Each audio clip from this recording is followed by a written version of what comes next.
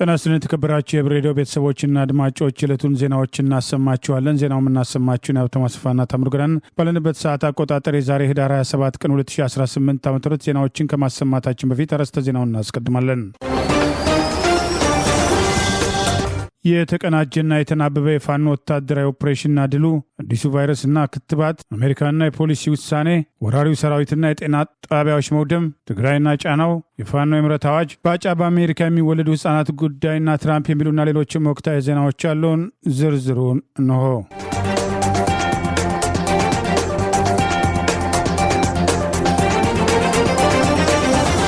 በምስራቅ አማራ ቀጠና ምኒልክ እዝ 2 ተሃዶች በጥምረት በደላንታ የወሰዱትን ወታደራዊ ጥቃት ተከትሎ ድል መቀዳጀታቸው ተገለጸ።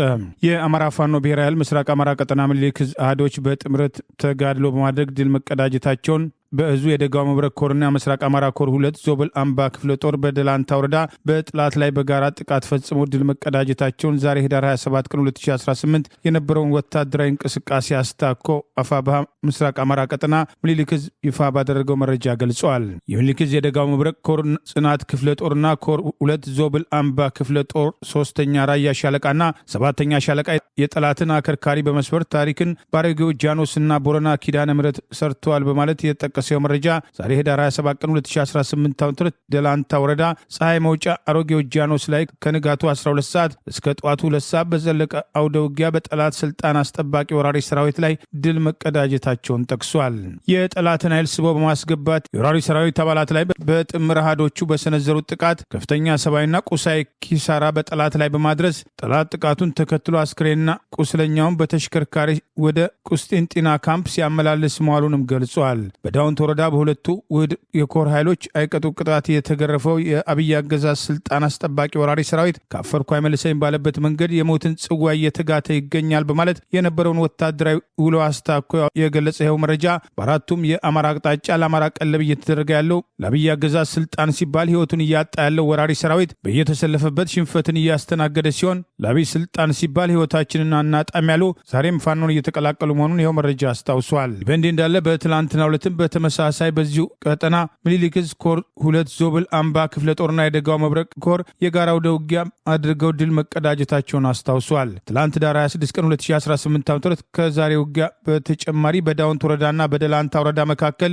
ልዩ ስሙ ሾጋው በሚባል ቦታ ላይ ለ2 ቀን በቆየ አውደ ውጊያ ጠላት ከፍተኛ ሰብአዊና ቁሳዊ ኪሳራ ማስተናገዱን ይኸው መረጃ ገልጿል። ምኒልክ እዝ በሁለቱ ኮሮች መካከል ካሉ በተውጣጡ ሻለቃዎች በፋሽስቱ ቅጥረኛ ስልጣን አስጠባቂ ወራሪ ሰራዊት ላይ ባደረገው ድንገተኛ ጥቃት እጅግ ከፍተኛ የሆነ ሰብአዊና ቁሳዊ ኪሳራ ጠላት ያስተናገደበት ወታደራዊ ውሎ እንደነበር ገልጿል። በዚያው ውጊያ ከ5 ተሽከርካሪ በላይ የጠላት ሰራዊት ሙትና ቁስለኛ ሆኖ ከሾጋ ወደ ደላንታ ማመላለሳቸውን በቁጥር ብቻ የተረጋገጠ በደላንታ የፋሽስቱ ስልጣን አስጠባቂ ወራሪ ሰራዊት ካምፕ ውስጥ 93 ቁስለኞች ሲገኙ ሌሎች መሞታቸውን ይኸው መረጃ ጠቅሷል። ከ93 ቁስለኞች መካከል 41ዱ ቦርድ የወጡና በደላንታ ሆስፒታል ውስጥ ለከፍተኛ ሕክምና ከካምፕ ተነስተው የገቡ ሲሆን ለ2 ቀን በፈጀው አውደ ውጊያ የፋሽስቱ ስልጣን አስጠባቂ ወራሪ ሰራዊት ሞርተርና ዙ 23ን ጨምሮ እስከ እጅ በእጅ ውጊያ የተሳተፈ ሲሆን በዳውንት ወረዳ ውስጥ በውር ድንብር የተኮሳቸውን ከባድ መሳሪያዎች ተከትሎ ሰላማዊ ሰዎችን ጭምር መጨፍጨፉን ይኸው መረጃ ጠቅሷል። አንድን መነኩሴና 2 አርሶ አደሮች ህይወት በአገዛዙ ከባድ መሳሪያም ጥቃት መጥፋቱን በርካቶች መቁሰላቸውን የጠቀሰው መረጃ አገዛዙ ከ10 በላይ የሚሆኑ መኖሪያ ቤቶችን በዛው በዳውንት ወረዳ ሙሳፋፍ በሚባል አካባቢ በሞርታር ማቃጠሉንም የአማራ ፋኖ ብሔራዊ ኃይል ምስራቅ አማራ ቀጠና ምኒልክ እዝ ባወጣው በዚሁ መረጃ ገልጾ እንስሶች ሁሉ አማራ ምድር ላይ በመገኘታቸው እንደ አማራ ህዝብ ሁሉ ተለይጠው መገደላቸውን ይኸው መረጃ ጠቅሷል። የዓለምን የጦርነት ህግ በጣሰ መልኩ ሰንደቅ ዓላማ ከወረደ በኋላ ከባድ መሳሪያ በማስወንጨፍ እስከ ግማሽ ሌሊት ድረስ ንጹሐንም በጅምላ አገዛዙ የጥቃት ኢላማ በማድረግ የጅምላ ጭፍጨፋ መፈጸሙን የጠቀሰው መረጃ በየገጠመበት ግንባር ሽንፈቱን መቋቋም ያቃተው አገዛዝ ሰላማዊ ሰዎችን የጥቃት ኢላማ ማድረጉን የአማራ ፋኖ ብሔራዊ ኃይል አፋብኃ ምኒልክ እዝ የደጋው መብረቅ ኮር እና የምስራቅ አማራ ኮር 2 ዛሬ ህዳር 27 ቀን 2018 ይፋ ባደረጉት መረጃ ገልጸዋል። በቅርቡ በደቡብ ኢትዮጵያ ጂንካ አካባቢ ለመጀመሪያ ጊዜ የተከሰተውን የማርበርግን ቫይረስን ለመከላከል ይረዳል የተባለ የክትባት ሙከራ በመጪው ሰኞ በኢትዮጵያ እንደሚጀመር ተገለጸ። ሳውዲ አረቢያም ለዜጎቿ ማስጠንቀቂያም ሰጠች። በአዲስ አበባ የአሜሪካ አምባሳደር ኤርቫን ማሲንጋ መጠኑ 2500 ዶዝ የሆነ የጸረ ማርበርግ ቫይረስ ክትባት ለኢትዮጵያ የፋርማቲካል አቅርቦት አገልግሎት ያስረከቡ ሲሆን ይህንን በተመለከተ የጤና ጥበቃ ሚኒስትሯ ዶክተር መቅደስ ዳባ በሰጡት መግለጫ የክትባቱ ሙከራ በሁለት ደረጃዎች የሚከናወን መሆኑን ገልጸው ክትባቱ በቅድሚያ የሚሰጣቸው ከቫይረሱ ጋር ቀጥተኛ ፍልሚያ ውስጥ የሚገኙ የሕክምና ባለሙያዎችና ለቫይረሱ ተጋላጭም የሆኑ የማህበረሰብ ክፍሎች ይሆናሉ ብለዋል። ሰሞኑን ከወደ ጂንካ አካባቢ ወደ አዋሳ የተመለሰ አንድ ግለሰብ በቫይረሱ መጠቃቱን ተከትሎ በአዲስ አበባ የአሜሪካ ኤምባሲ ዜጎቹም ሆነ የኤምባሲው ሰራተኞች ወደ ሲዳማ ክልል ዋና ከተማ አዋሳ እንዳይሄዱ በማለትም ጥብቅ ምክረ ሐሳብ ማቅረቡ መዘገባችን አይዘነጋም። በዚህ እንዳለ የደቡብ ኢትዮጵያ የጤና ቢሮ እንዳስታወቀው በቫይረሱ ምክንያት ከትምህርት ገበታ የራቁ የአምስተኛ ክፍል ተማሪዎችንና ከዚያም በላይ የሚገኙ ተማሪዎች በመጪው ሳምንት ትምህርታቸውን እንዲቀጥሉ የትራንስፖርት አገልግሎቱም ጥንቃቄን ማዕከል ባደረገ መልኩ እንዲጀመር ትዕዛዝ ማስተላለፉም ታውቋል። ከገዳዩ ቫይረስ ሙሉ በሙሉ ያገገሙ አንዲት እናት ከእግዚአብሔር ቀጥሎም ከሞት አፋፍ ሕይወቴን የመለሱልኝ የሕክምና ባለሙያዎች አመሰግናቸዋለሁ ማለታቸውም ተመልክቷል። በተያያዘ ዜና በአዲስ አበባ የሚገኘው የሳውዲ አረቢያ ኤምባሲ ዛሬ ባወጣው መግለጫ በኢትዮጵያ የሚኖሩ ወይም ወደ ኢትዮጵያ የሚጓዙ ዜጎቹ ወደ ደቡብ ኦሞ ዞን እንዳይጓዙ በርካታ ሰዎች ባሉበት አካባቢ ከመገኘት እንዲቆጠቡ የአካባቢው የጤና ባለሙያዎች ምክረ ሐሳቦችና መመሪያዎችን እንዲከተሉ ችግር ከገጠማቸውም 24 ሰዓታት የሚሰራውን የኤምባሲው የአደጋ ጊዜን የስልክ አገልግሎት እንዲጠቀሙ ሲል አስጠንቅቋል። ባለፈው 2 ሳምንት ጀምሮ በደቡብ ኢትዮጵያ የተከሰተው ማርበርግ ቫይረስ በትንሹ 13 ሰዎችን ጥቃት አድርሶ 8 ያህል ሕይወታቸውን ማጣታቸውን የተቀሩትም እያገገሙ እንደሚገኙ የኢትዮጵያ ጤና ጥበቃ ሚኒስቴርና ዓለም አቀፍም የጤና ተቋማት እየገለጹ ይገኛሉ። የአገዛዙ ስልጣን አስጠባቂ 103ኛ አየር ወለድ ኮማንዶ በአማራ ፋኖ ብሔራዊ ኃይል ደቡብ አማራ ቀጠና አሳምነው አፄ ዘርዓ ያዕቆብ አንድ ኮር በ77 ክፍለ ጦር የተሰነዘረበትን ጥቃት ተከትሎ ከፍተኛ ኪሳራ ማስተናገዱ ተገለጸ። የአማራ ፋኖ ብሔራዊ ኃይል አፋብኃ ደቡብ አማራ ቀጠና አሳምነው ዛሬ ህዳር 27 ቀን 2018 ባወጣው በዚሁ መረጃ የአብይ አገዛዝ ስልጣን አስጠባቂ ወራሪ ሰራዊት መካከል 103ኛ አየር ወለድ ኮማንዶ በአፋብኃ ደቡብ አማራ ቀጠና አሳምነው አፄ ዘርዓ ያዕቆብ አንድ ኮር 77 ክፍለ ጦርን አፍናለሁ ማለት ወደ ቀጠናቸው ጸልቆ የገባ ቢሆንም ከበባ ለማድረግ የሞከረው ጠላት ያላሰበው ጥቃት አስተናግዶ ሙትና ቁስለኛ መሆኑን ገልጿል። የአፄ ዘርዓ ያዕቆብ አንድ ኮር የ77 ክፍለ ጦር ዛሬ ህዳር 27 ቀን 2018 ዓ.ም በኤፍራታና ግድም ከራ ለጎማ ቀበሌ አገዛዙ ፋኖን አፍናለሁ ብሎ ያሰማራው 103ኛ አየር ወለድ ኮማንዶ ኃይል በ77 ክፍለ ጦር በተናበበና በተቀናጀ መንገድ በተወሰደበት ጥቃት ጠላት ያሰበውን ማሳካት ያልቻለበትና ከፍተኛ ሰብአዊና ቁሳዊ ኪሳራ ያስተናገደ ቢሆንም ሽንፈቱን መቀበል ያቃተው አገዛዝ አቶ ምሻው ከፈለኝ የተባሉን አርሶ አደር የግብርና ስራቸውን እያከናወኑ ባለበት በግፍ ረሽኖ መፈርጠጡን አስታውቋል። አብይ አህመድና የብልጽግና ወንበር አስጠባቂ ኃይል በአማራ ህዝብ ላይ እያሳየ ባለው ጥላቻ ዛሬም እንደ ትላንቱ የፖለቲካ ምንነት የማያውቁ የአማራን ህዝብ የአማራ ፋኖች ፊት ለፊት መቅጠምና መፋለም ያቃተው ስልጣን አስጠባቂ ወራሪ ሰራዊት ንጹሐንን ባገኘው አጋጣሚ እየረሸነ እንደሚገኝ አብይ አህመድ አማራን ለማጥፋት የቀን ተቀን ስራው ስለሆነ መላው አማራ ህዝብ ሆነ የአረመኔውን ስርዓት ነቅለን እስከምንጥለው ህዝባችን ባለበት ጥንቃቄ እንዲያደርግ ሲል የአማራ ፋኖ ብሔራዊ ኃይል ደቡብ አማራ ቀጠና አፄ ዘርዓ ያዕቆብ የህዝብ ግንኙነት ኃላፊ አርበኛ አማረ ታዘዘን ጠቅሶ እዙ ዛሬ ህዳር 27 ቀን 2018 ባወጣው መረጃ ጠቅሷል። ይህ በእንዲህ እንዳለ አማራ ፋኖ ብሔራዊ ኃይል ሰሜን አማራ ቀጠና በላይ ዘለቀ ዕዝ በምዕራብ ጎንደር ዞን መተማ ወረዳ ሻሚት ቀበሌ ቧንቧ ውሃ ጎጥ የሚባለው አካባቢ ከሁሉም ክፍለ ጦር የተውጣጣና የኮሩ ልዩ ጥበቃ በጋራ በመሆን በዘራፊ የብልጽግና ስልጣን አስጠባቂ ወራሪ ሰራዊት ላይ እርምጃ በመውሰድ ድል መቀዳጀቱን ዛሬ ህዳር 26 ቀን 2018 ይፋ ባደረገው መረጃ ገልጿል። በመተማ ወረዳ አሻሚት ቀበሌ ቧንቧ ውሃ የተሰኘ ልዩ ቦታ አፋብኃ በላይ ዘለቀ ዕዝ ደጃዝማች አራተኛ ኮር አርሶ አደሩን የጦር መሳሪያ ዘርፋለሁ ብሎ የተሰማራ የአብይ አገዛዝ ስልጣን አስጠባቂ ወራሪ ሰራዊት ላይ ድንገተኛ ጥቃት ሰንዝሮ በጠላት ላይ ከፍተኛ ሰብአዊና ቁሳዊ ኪሳራ ማድረሱን ተጨማሪ ዝርዝር መረጃዎችን የአማራ ፋኖ ብሔራዊ ኃይል ሰሜን አማራ ቀጠና በላይ ዘለቀ ዕዝ ይፋ እንደሚያደርግ ማምሻውን ባወጣው መረጃ ገልጿል። የአሜሪካ መንግስት በኢትዮጵያ በኤርትራና በሶማሊያ መካከል አዲስ ግጭትም እንዳይቀሰቀስ መከላከል ላይ ማተኮር እንዳለበት የሚያመላክት የደህንነት ፖሊሲ ሰነድ ይፋ መደረጉ ተገለጸ። በፕሬዝዳንት ዶናልድ ትራምፕ ጽህፈት ቤት ወይም በዋይት ሃውስ በኩል ትላንት ይፋ የተደረገው የብሔራዊ ደህንነት ስትራቴጂ የአሜሪካ መንግስት አፍሪካን በተመለከተ የሚከተለውን አቋም መለወጥ እንደሚኖርበት ምክረ ሐሳብ ያቀረበ ሲሆን ለረጅም ጊዜ አሜሪካ አፍሪካን በተመለከተ የተከተለች ወይም ስትከተል የነበረው የፖሊሲ እርዳታና የሊበራል ርዕዮተ ዓለም መስፋፋት ላይ ያተኮረ እንደነበረ የተቸው ይህ ሰነድ ከእንግዲህ ግጭት መቀነስና የጋራ ጥቅም ያለውን የንግድ ግንኙነትን ማጎልበት ማስቀደም እንደሚኖርበትም አትቷል። ሰነዱ በመቀጠልም የአሜሪካ መንግስት ከውጪ እርዳታ ይልቅ የአፍሪካ የተትረፈረፈ የተፈጥሮ ሀብትና የተደበቀ እምቅ ሀብትን ለመጠቀም ወደሚያስችል የመዋለ ንዋይ እና የእድገት ግንኙነት መሸጋገር አለበትም ብሏል። የዲሞክራቲክ ሪፐብሊክ ኮንጎና የሱዳን በመሳሰሉ ሀገራት መካሄድ ላይ የሚገኙ ግጭቶች በድርድር መፍትሄ ማበጀት አሜሪካ ከአፍሪካ ጋር ያላትን ግንኙነት ለመለወጥ እድል ይሆናል ከተባሉ አማራጮች መካከል ይገኝበታልም ተብሏል። በኢትዮጵያ በኤርትራና በሶማሊያ መካከል አዲስ ግጭት እንዳይቀሰቀሱ መከላከል በአሜሪካ ብሔራዊ ጸጥታ ስትራቴጂ አማራጭ ሆኖ የቀረበ ሲሆን የአሜሪካ መንግስት ከአፍሪካ ከእርዳታ ወይም ከንግድና መዋለ ንዋይ ተኮር ግንኙነት መሸጋገር እንዳለበት የሚገልጸው ይህ ሰነድ ገበያዎቻቸውን ለአሜሪካ ዕቃዎችና አገልግሎት ለመክፈትም ቁርጠኛ ለሆኑ ብቁና አስተማማኝ ሀገራትም ቅድሚያ ሊሰጥ እንደሚገባው በእቅዱ ላይ ቀርቧል። የአሜሪካው የውጭ ጉዳይ ሹም ማርኮ ሩቢዮ የኢትዮጵያን የውስጣዊ ችግሮችን ያላካተተም ነገር ግን በቀጠናዊ ጉዳዮች ዙሪያ ያውጠነጠነ ውይይትም ከጠቅላይ ሚኒስትር አብይ አህመድ ጋር ማድረጋቸው ከ5 ቀናት በፊትም በአሜሪካ የአፍሪካ ኮማንድ ወይም አፍሪኮም ዋና ኃላፊው ጀነራል ጋቪን አንደርሰን በኢትዮጵያ በሶማሌላንድ ራስ ገዝና በፑንትላንድ ራስ ገዝም የመጀመሪያ ኦፊሴላዊ የተባለ ጉብኝት በማድረግ በቀጠናዊ ጉዳዮች ዙሪያ መወያየታቸው የቀጠናው ሰሞነኛ ዋነኛ የዜና አጀንዳ እንደነበረ አይዘነጋም። የአማራ ፋኖ ብሔራዊ ኃይል ምዕራብ አማራ ቀጠና ቴዎድሮስ ዕዝ 109ኛ ኮር 99ኛ ክፍለ ጦር በደጋ ዳሞት ሻለቃ በጠላት ላይ የሰነዘረውን ጥቃት ተከትሎ ድል በተቀዳጀ ማግስት ሽንፈቱ መቀበል ያቃተው ያገዛዙ ስልጣን አስጠባቂ ወራሪ ሰራዊት 2 የጤና ጣቢያዎችን ዘርፎ ማውደሙን፣ አንድ ሰላማዊ ሰው በግፍ መግደሉን፣ ከድሮን ጥቃት የተረፈ የጤና ጣቢያ ጭምር ማቃጠልና ማውደሙ ተገለጸ።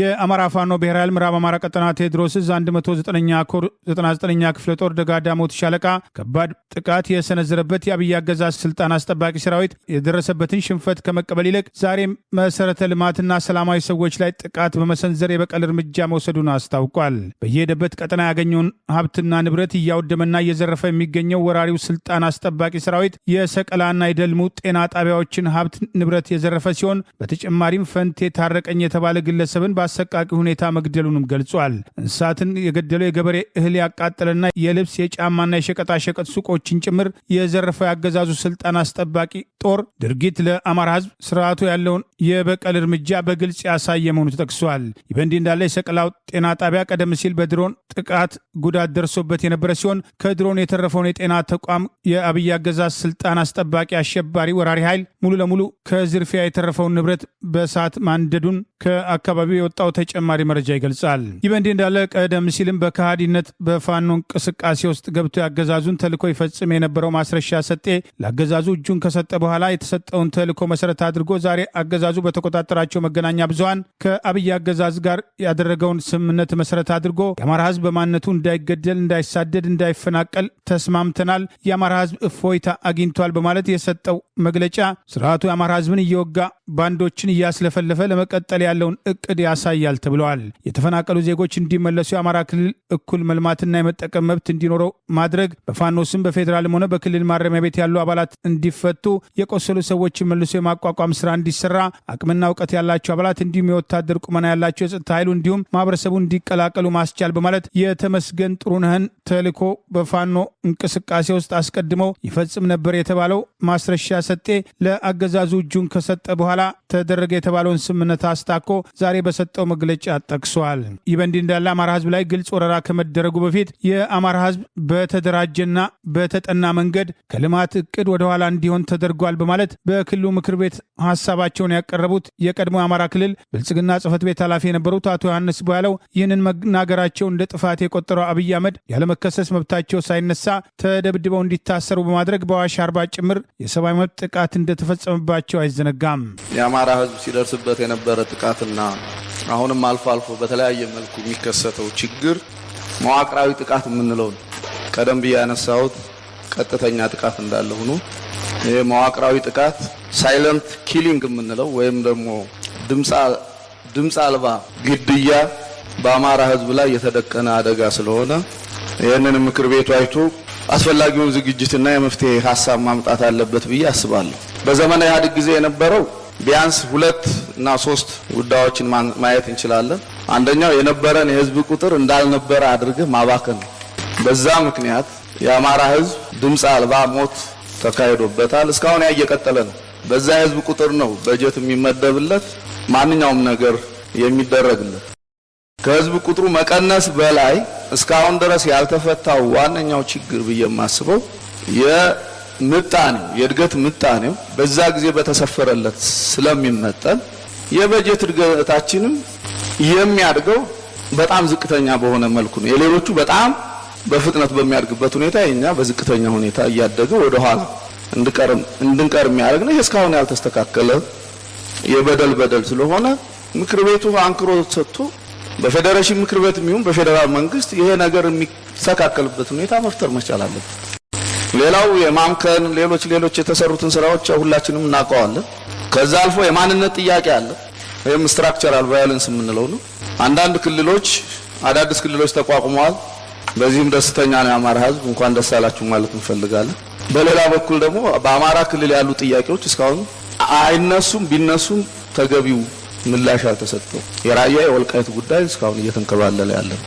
በጣም የሚገርመው ሁኔታ ጥያቄውን አለመመለስ ብቻ ሳይሆን የተከበሩ የምክር ቤት አባል ከደቡብ ጎንደር እንዳነሱት በጀት እንኳን አይሰጠው የተፈረደበት ህዝብ ሆኗል ማለት ነው። ይህ መዋቅራዊ ጥቃት ነው። በኦሮሚያ ክልል ወጣቶች አደባባይ ወጥተው ዳውን ብልጽግና በማለት ተቃውሟቸውን አቅርበዋል። 8,000 ብር ለሚከፈልበት የገብስ ምርት 600,000 ብር መጠየቃቸው ለወጣቶቹ ተቃውሞ መነሻ መሆኑ ተገልጿል። በኦሮሚያ ክልል ጅማ ዞን አሰንዳቦ ወረዳ የገብስ ንግድ እንዲቋረጥ በአገዛዙ ባለስልጣናት የተላለፈውን ትዕዛዝ በመቃወም አደባባይ የወጡ ወጣቶች ዳውን ብልጽግና በማለት ተቃውሟቸውን አሰምተዋል። አደባባይ የወጡ ወጣቶች የተቃውሞ መነሻ በአካባቢው የገብስ ምርት ጭነው የሚወጡ ተሽከርካሪዎች ከዚህ ቀደም ለአንድ ተሽከርካሪ 8,000 ብር ቀረጥ የሚከፍሉ ቢሆንም በአሁኑ ወቅት ገብስ ጭኖ ከአካባቢው ለመውጣት ለአንድ ተሽከርካሪ 600,000 ብር አምጡ መባሉን ተከትሎ የንግድ እንቅስቃሴው በመቋረጡ ወጣቶች ከፍተኛ ተቃውሟቸውን ለማቅረብ ምክንያት መሆኑ ታውቋል። በማህበራዊ ሚዲያ በቪዲዮ ጭምር በተሰራጨው የወጣቶቹ ተቃውሞ ዳውን ብልጽግና በማለት ተቃውሟቸውን ያሰሙ ሲሆን ውሳኔው በአስቸኳይ ካልተለወጠ ተጨማሪ የተቃውሞ እንቅስቃሴ እንደሚያደርጉና ተቃውሟቸውን እንደማያቋርጡ ሰልፉን በቅርብ የሚከታተሉ ወገኖች ባወጡት መረጃ ይፋ አድርገዋል። አገዛዙ ከአርሶ አደሮች ከፍተኛ ግብር በመሰብሰብ ነጋዴዎችን በማስመረር ለሚሊሻ ስልጠና፣ ለልዩ ኃይል ድጋፍ፣ ለብልጽግና ፓርቲ ስልጠናና ሌሎችም የወጪ አይነቶች በመዘርዘር በየጊዜው የሚጠየቁት መዋጮዎች ሌላ የግብር ጫናው ህዝቡን እያስመረረው መምጣቱን የተቃውሞ እንቅስቃሴው ማሳያ ነው ተብለዋል። በኦሮሚያ ክልል ጅማ ዞን አሰንዳቦ ከተማ የተደረገው የወጣቶቹ ተቃውሞ በሌሎች ከተሞችም ሊቀጥል ይችላል የሚል ስጋት ያላቸው ያገዛዙ ባለስልጣናት የተወሰኑ ወጣቶችን ለማሰር መንቀሳቀሳቸውና ጥያቄው እንዳይዛመት ፍላጎት እንዳላቸው ውሳኔው በአስቸኳይ እስካልተሻረ ድረስ የወጣቶቹን ተቃውሞ ስርና ማሳደድ እንደማያስቆመው ተቃዋሚዎቹ ወጣቶች በተቃውሞ አደባባይ ላይ ባደረጉት ንግግር ጭምር ይፋ ማድረጋቸው እነዚህ ወገኖች ይፋ ባደረጉት መረጃ ገልጸዋል።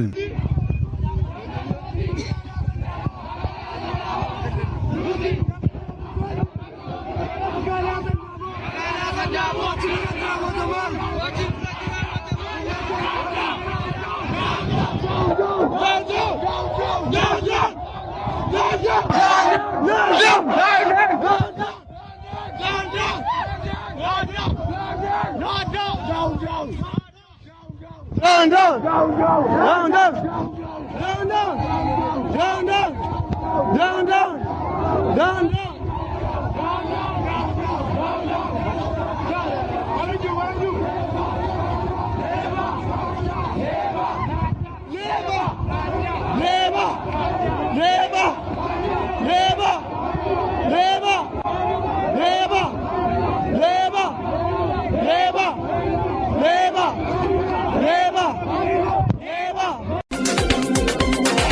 የትግራይ ክልል የንግዱ ማህበረሰብ የገቢ ግብር ማሻሻያ አዋጅ ቁጥር 1395 ህዝብ 2017 ዓ.ም በክልሉ ያለውን ወቅታዊ የኢኮኖሚ እውነታ የማያንጸባርቅ ነው በማለትም ወዲያውኑ እንዲታገድም ለፌዴራል መንግስቱም ጠየቀ። የትግራይ ንግድና ኢንዱስትሪ ምክር ቤትም እንዲሁም የትግራይ የዘርፍ ማህበራት ምክር ቤት ባለፈው ሐሙስ በመቀሌ ከተማ ለጋዜጠኞች በሰጡት መግለጫ አዋጁ ከጦርነት በኋላ በክልሉ ያሉ ነጋዴዎችና ድርጅቶችን ከሚገጥሟቸው የኢኮኖሚ ሁኔታዎች ጋር የሚጣጣም አይደለም ሲል ገልጿል።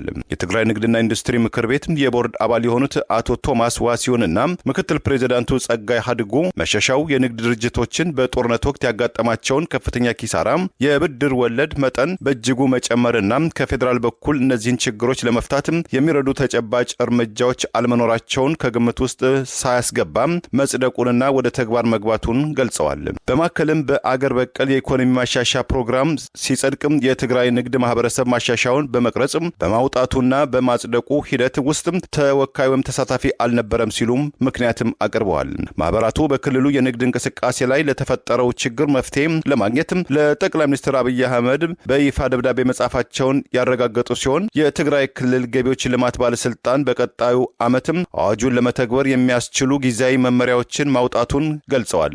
ሆኖም ግን በተግባራው ላይ ችግሮችም አሉ ሲሉ ስጋታቸውን አክለዋል። የንግዱ መሪዎችም ያነሷቸው ጥያቄዎችም ከፖለቲካዊ ተነሳሽነት ፍጹም ነጻ መሆናቸውን አጽንኦት ሰጥተው በመግለጽ የፌዴራል መንግስቱ የትግራይ ኢኮኖሚ ጥያቄዎችን በአስቸኳይ እንዲፈታ ያሳሰቡ ሲሆን የንግድ ድርጅቶችም አሁንም የሚገጥሟቸው ያሏቸውን ያልተለመዱ ሁኔታዎችን በመጥቀስ ባንኮች ባልተከፈለ ብድር ምክንያትም የያዟቸውን ንብረቶች በጨረታ መሸጥ ወዲያውኑ እንዲያቆሙም ጠይቀዋል። በቅርቡ በትግራይ የዘር ማጥፋት አጣሪ ኮሚሽን ባወጣው እና በጦርነት በእገታና በስድስቱም ዞኖች እንዲሁም ተደራሽ በሆኑ ወረዳዎች በነበረው ከበባ ወቅት ከክልሉ ምርታማ ዘርፎች ላይ የደረሰውን ከፍተኛ ውድመት በሚዘረዝረው ሪፖርቱ አጠቃላይ ተጽዕኖ በቀጥታም የደረሰውን ጉዳትና ወደፊትም የሚጠበቀው ኪሳራም ጨምሮ በግምት 83.84 ቢሊዮን የአሜሪካን ዶላር እንደሚሆን መገመቱ ይታወሳል።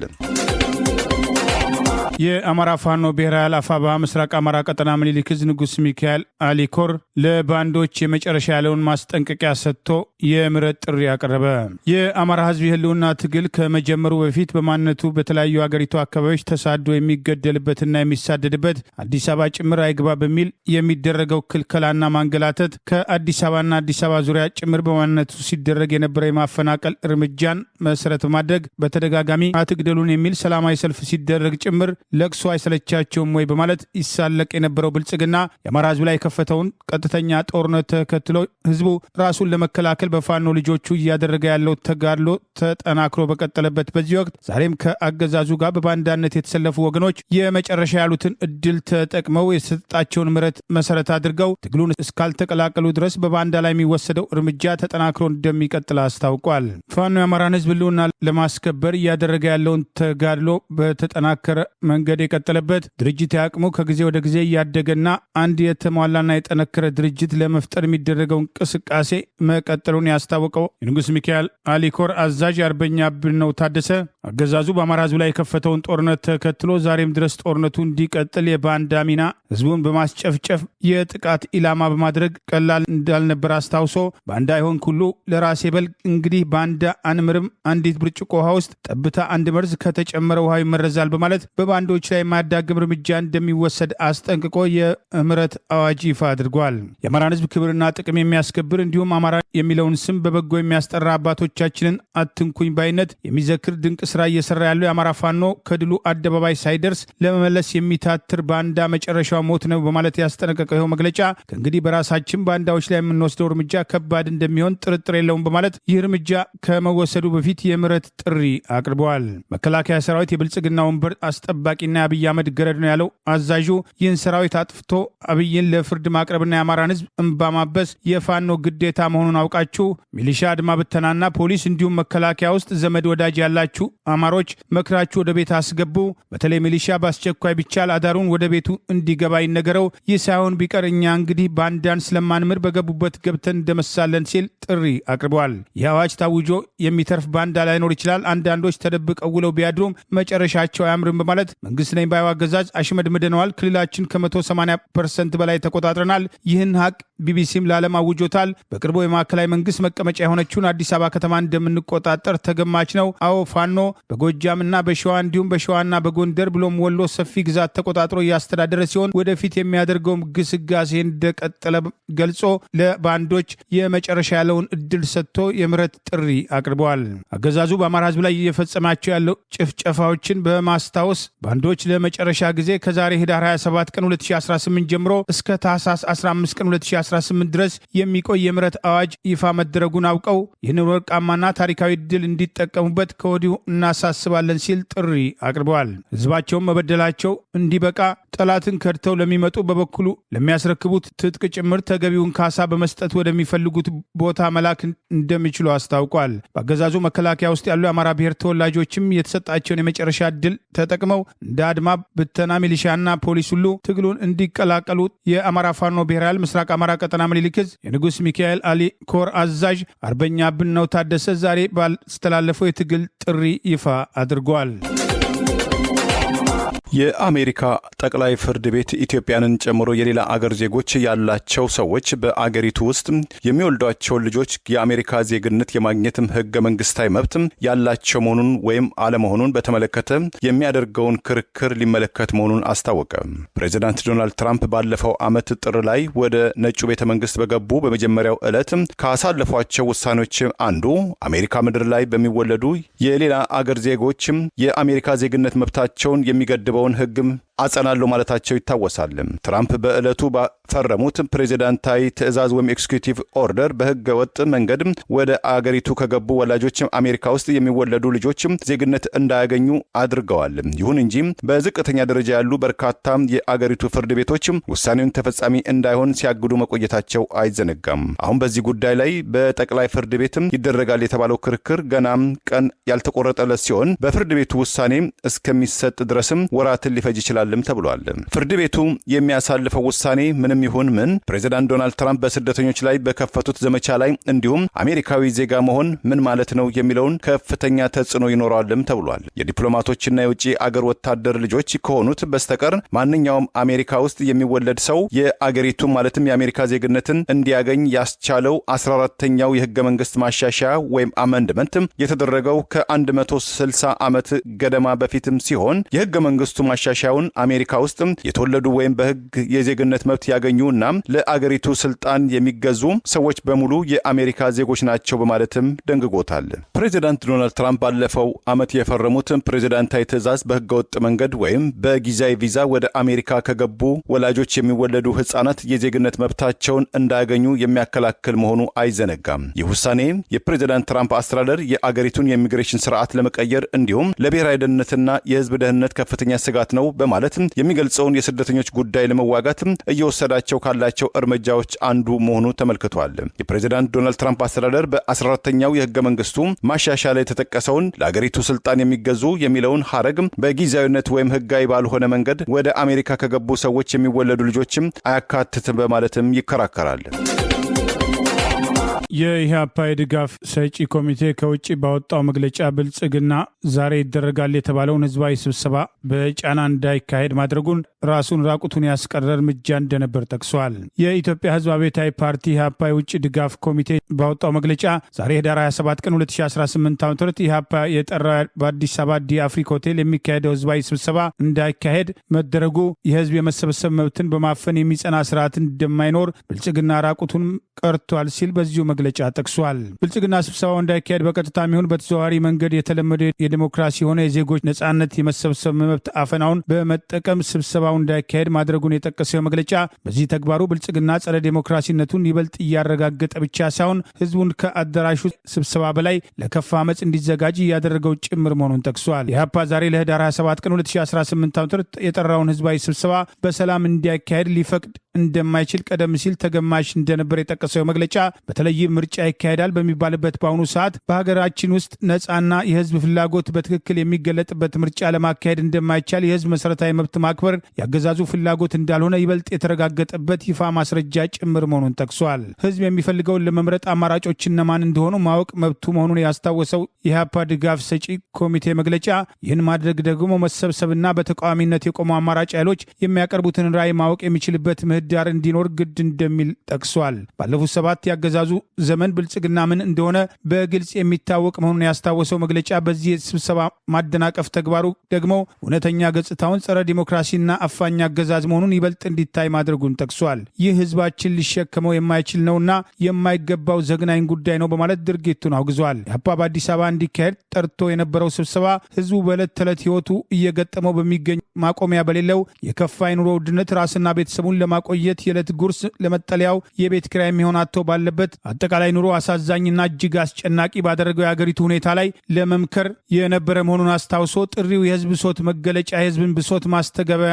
እንደነበርም ገልጿል። ብልጽግና የወሰደው እርምጃ ይህ የህዝብ ብሶት ህዝብ እንዳይነጋገርበት ማድረግ ህዝብን በዚህ ሰቆቃ ስር በፍርሃት ሸብቦ በስልጣን ለመቀጠል እንጂ ችግሩን ለመፍታት በፍጹም እንደማይፈቅድ ግልጽ ማሳያ መሆኑን የጠቀሰው የኢህአፓ የውጭ ድጋፍ ኮሚቴ ህዝብ ደግሞ በባርነት ሰቆቃ መኖር አይገባውም አይፈልግም በማለት ህዝብ ይህን የራሱን ጉዳይ ለመነጋገር የሚችልበት የስብሰባ አዳራሽ ግብር እየከፈለ በሚኖርበት የራሱ በሆነችውና እጅግ ብዙ አዳራሽ በሚገኝባት ከተማው አዲስ አበባ በአንድ አዳራሽ ለተወሰኑ ሰዓቶች እንዳይመክር መከልከሉ ህዝብ አዲስ አበባ ውስጥ የሚፈቀድለት የበይ ተመልካች ሆኖ እንዲኖር ብቻ መሆኑ ግልጽ ማሳያ መሆኑንም የኢህአፓ ድጋፍ ኮሚቴ በዚሁ መግለጫ ጠቅሷል። የአዳራሽ ክልከላ ማዕቀፉ ትግሉን የበለጠ እንዲጠናክር እንደሚያደርግ የጠቀሰው የኢህአፓ ድጋፍ አስተባባሪ ኮሚቴ መግለጫ በውጭ ሀገር የሚገኙ የድርጅቱ ደጋፊዎች ለህዝቡና ለወገኖቻችን ለሀገራችን ኢህአፓ ከሚያደርገው ትግል ቆመናል በማለት በሁሉም ቦታ በሚገኙ ለዲሞክራሲ፣ ለአንድነት፣ ለእኩልነት የቆሙ ሁሉ በኢህአፓና በአዲስ አበባ ህዝብ ላይ የተደረገውን አፈና እንዲያወግዙ የትግል አንድነታቸውን እንዲገልጹ የኢህአፓ የውጭ ድጋፍ አስተባባሪ ኮሚቴ በዚሁ መግለጫ ጥሪ አቅርበዋል። ከጀነራልነት ወደ አምባሳደርነት የተመደበው ባጫ ደበሌ የጸረ ሽምቅ ውጊያ ጥበብ የሚል መጽሐፍ ማስመረቁን ያገዛዙ ስልጣን አስጠባቂ ጦር በማህበራዊ ሚዲያው አስታውቋል። በኢትዮጵያ የጦር መኮንኖች ታሪክ ውስጥ ከምርኮኝነት እስከ ከፍተኛ ጀነራልነት ከደረሱት ወታደራዊ አዛዦች አንዱ አምባሳደር ጀነራል ባጫ ደበሌ የጸረ ሽምቅ ውጊያ ጥበብ የሚል መጽሐፍ ጽፎ የአብይ አገዛዝ ስልጣን አስጠባቂ ጦር የቀድሞ ምርኮኛና ኤታማጆር ሹም ብርሃኑ ጁላ ጭምር በተገኘበት ያስመረቀ ሲሆን የጸረ ሽምቅ ውጊያ ጥበብ የሚል መጽሐፉ ለተጨማሪ ጦር ማስተማሪያነት ይውላል በሚል ብርሃኑ ጁላ አወድሶታል። ቀደም ሲል በኤርትራ በሻዕቢያ ተማርኮ ኋላም በህወሓት የበላይነት በሚደረገው እንቅስቃሴ ውስጥ የነበረው ባጫ ደበሌ እውነተኛ ስሙ አትንኩት ቢሆንም የኦሮሞ ብልጽግና ፓርቲ ቀደም ሲል የኦህዴድ ፖለቲካ አባት የሚባለው አባዱላ ገመዳ እንደተናገረው ስሙ ወደ ባጫ የተቀየረው ለታጋዮች ወተት በሚያፈላበት ወቅት አንበጭብጮ ባጫ ተብሎ ቀረ ሲል ከዚህ ቀደም ምስክርነት መስጠቱ አይዘነጋም። ባጫ ደበሌን ጨምሮ የአብይ አገዛዝ ስልጣን አስጠባቂ መከላከያ አዛዦች ብዙዎቹ ምርኮኞች መሆናቸውን የሚያስታውሱ ወገኖች ዛሬም ስልጣንን በጦርነት እናስቀጥላለን በሚል በአማራ ህዝብ ላይ የተከፈተውን ወረራ ተከትሎ ሰላማዊ ሰዎችን የጥቃት ኢላማ በማድረግ እየጨፈጨፈ የሚገኘው የአገዛዙ ስልጣን አስጠባቂ ጦር ከአማራ ክልል አልፎ በኦሮሚያ ክልል ያለው ጦርነትና በአገሪቱ ያለው አለመረጋጋት መፍትሄ መፈለግ ጦርነት የሚቆምበትን እቅድ ከማውጣት ይልቅ የጸረ ሽምቅ ውጊያ ጥበብ የሚል በምርኮኛው አትንኩት ደበሌ ወይም አምባሳደር ጀነራል ባጫ ደበሌ የተጻፈውን መጽሐፍ ተጨማሪ ተዋጊዎችን ለማፍራት ይረዳል ተብሎ መሞካሸቱ አገዛዙ ጦርነትን ዛሬም የሙጥኝ ማለቱን ይልቁኑ በአማራ ህዝብ ላይ የተከፈተውን ጥቃት ተከትሎ በሽምቅ ውጊያ ፋኖን እንዳስበው ማሸነፍ አለመቻሉ የፈጠረበት ስጋት ውጤት መሆኑን የመጽሐፉን ምርቃት አስታኮ አስተያየት እየተሰጠ ይገኛል።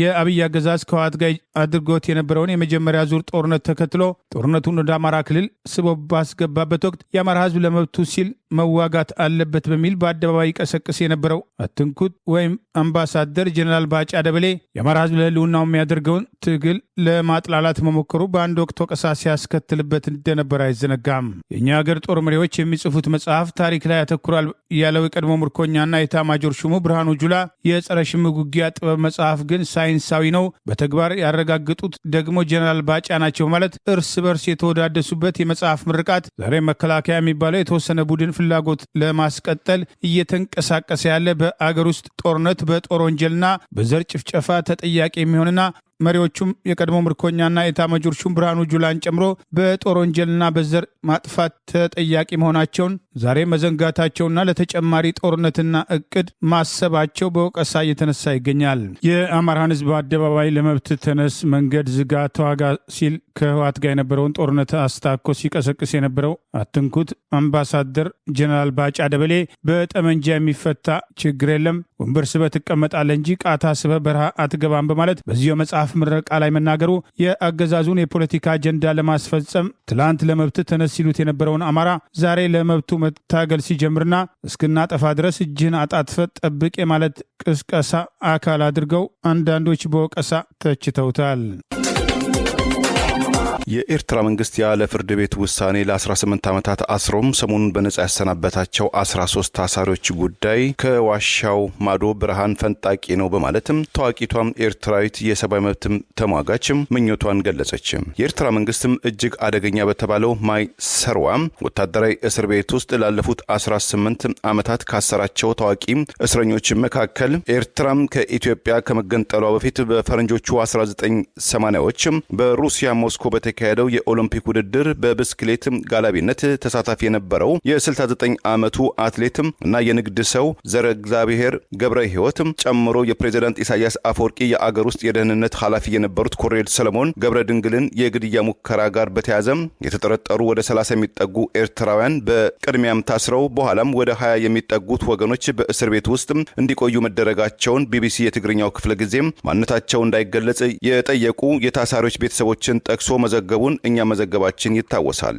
ይህንን የቢቢሲ ዜናን በተመለከተም ትውልደ ኤርትራዊቷም የኖርዌይ ዜጋም ያላትም የሰብአዊ መብት ተሟጋቿም የቀድሞ የአፍሪካ ቀንድ የአምኒስቲ ኢንተርናሽናል ተባባሪ የሆነችው ቬኒሳም ፀሐዬ ይህ ዕለትም ትልቅ የድል ዕለት በመሆኑ በደስታም እየጮኩኝ እገኛለሁ። ምክንያቱም ሰዎች በረቀቀ ዘዴ ላልተወሰነ ጊዜ ወደ እስር ቤት በሚጋዙበትም የመፈታታቸው ዜና እንግዳ በሆነበት አገር ውስጥ ይህ አይነቱ ዜና መስማት ምን ያህል አስደሳች ዜና መሆኑን ለመግለጽም እወዳለሁ ብላለችም። የታሰሩ ወገኖችም መፈታትም በእስራት ላይ የሚገኙ ወገኖችም ወደፊት ሊፈቱ ይችላል የሚል ተስፋም ሰጪ ነው ስትል ምኞቷን ገልጻለች።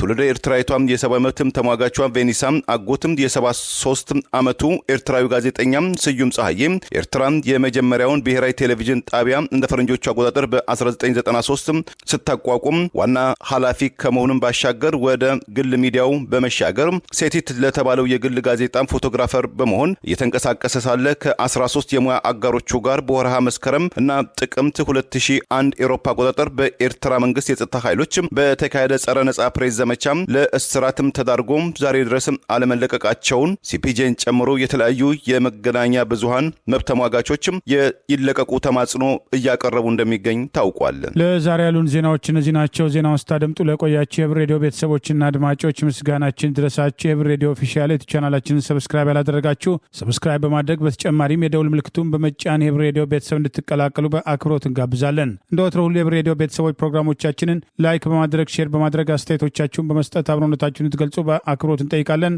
በድጋሚ እናመሰግናለን። ጤና ይስጥልን። ቸር እንቆይ።